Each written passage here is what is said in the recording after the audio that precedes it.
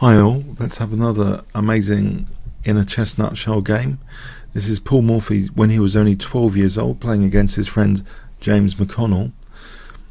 James McConnell was a lawyer in New Orleans and a friend of Paul Morphy. When Paul Morphy was given a chess book, he would read it, sometimes make notes in the book, and then give it back to his friend James McConnell. James was the first contributor to the 5th American Chess Congress, which was held in New York in 1880. He donated all his writings and collections to Tulane University. Here, Paul Morphy is white and plays e4. We have e5, knight f3, another quite quirky queen f6. It seems one logical way to protect e5, but after knight c3, black has to parry this, you would think, and he does with c6. But now a very energetic d4. Paul Morphy is intent on making full use of the opportunity to gain tempo usefully on the black queen.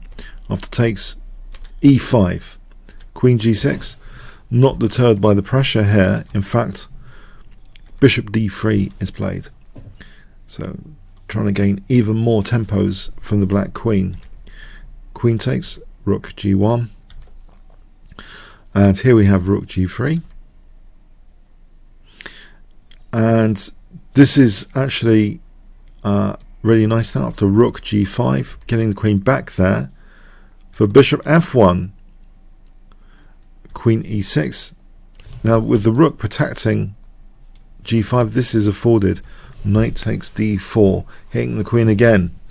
Queen e7, and we have knight e4. There's a threat now of knight d6 check. h6. Instead of knight d6 check immediately, knight f5, another tempo gain. Now here, actually, you might think the check is appealing. Let's have a quick look, actually, in this position, what Paul Morphy might have seen, or not seen. Funny enough, yeah, funny enough, even though it looks as though black deserved to be wiped off the board, queen b4 check, it seems undeserved as a resource. With the white king in the center, I don't know, this punishment doesn't seem fair. The rook is hanging here. This was a blunder, because if the knight goes back, then we can just take the rook. Yeah. Now thankfully, it was just probably a casual game anyway. So thankfully, queen e6 was played. Now knight fd6 check. That's taken. After check again. Another tempo game, bishop c4. Knight takes f7 check. And now a nice forcing sequence here. Queen d6 check. After king b6, bishop e3 check. c5. Bishop takes c5 check. Now if king c6, there's a nice mate with knight d8 checkmate.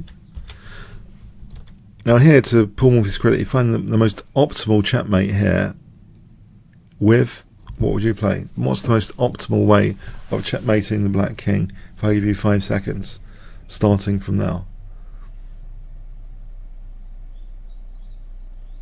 There's an absolute forced mate in 2 here. Okay, rook g3, it's unstoppable, rook a3. Checkmate, doesn't matter what black does. After b5, rook a3 check, and mate. Yeah, it shows actually Paul Morphy wasn't yet a supercomputer calculating all variations. It did seem a very, very curious tactical slip-up. But, we gain an understanding. He's immortal, he's a human being. He makes some tactical slip-ups, even though, of course, we believe and know that Morphy is a great tactical genius even at this young age overall. But also we don't know the context of the game fully. It's just like a casual game, how many seconds a move. We don't really know about the time constraints, how seriously it was taken. We know that there are 2 good friends here playing this game, and there's a certain sweetness to this game to be enjoyed. Okay, comments, questions, likes appreciated. Thanks very much.